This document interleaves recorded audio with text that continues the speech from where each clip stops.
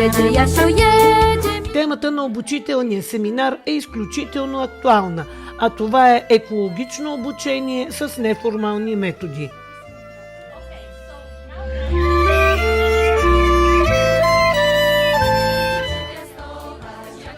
В национална и интернационална работа по групи под ръководството на опитен фасилитатор, младежките работници разработиха и обсъдиха неформални методи, чрез които могат да обучават младежи за тяхното екологично възпитание.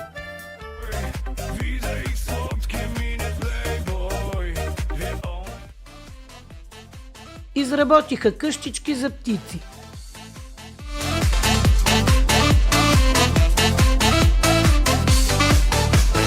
Chciałbym być z tobą szczęśliwy, kochać cię, kochać z całej siły. Chcę być najlepszy dla ciebie, sprawić byś czuła się jak w niebie.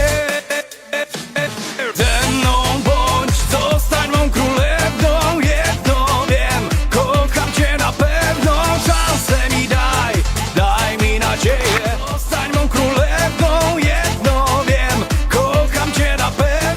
Изработиха и полезни вещи от отпадъчни материали.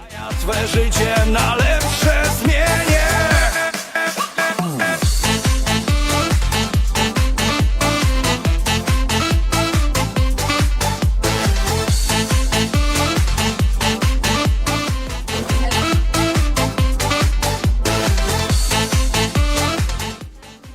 По национални групи младежките работници разработиха методики за екологично обучение на младежи по различни теми.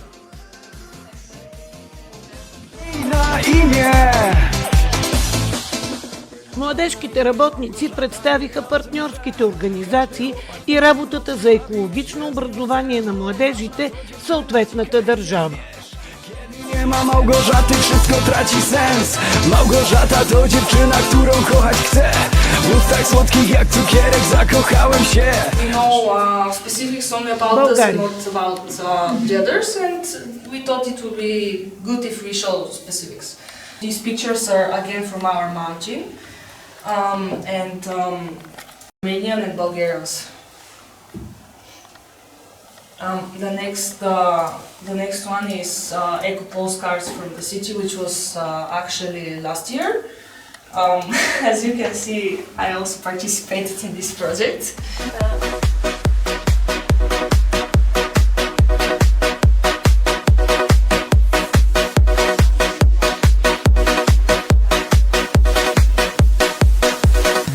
Посетихме обучителен екологичен център в Закопане, където се представя природата на района и уникалните дадености. Запознахме се с работата на специалистите там относно обучение за биоразнообразието и неформалното екологично обучение на децата и младежите.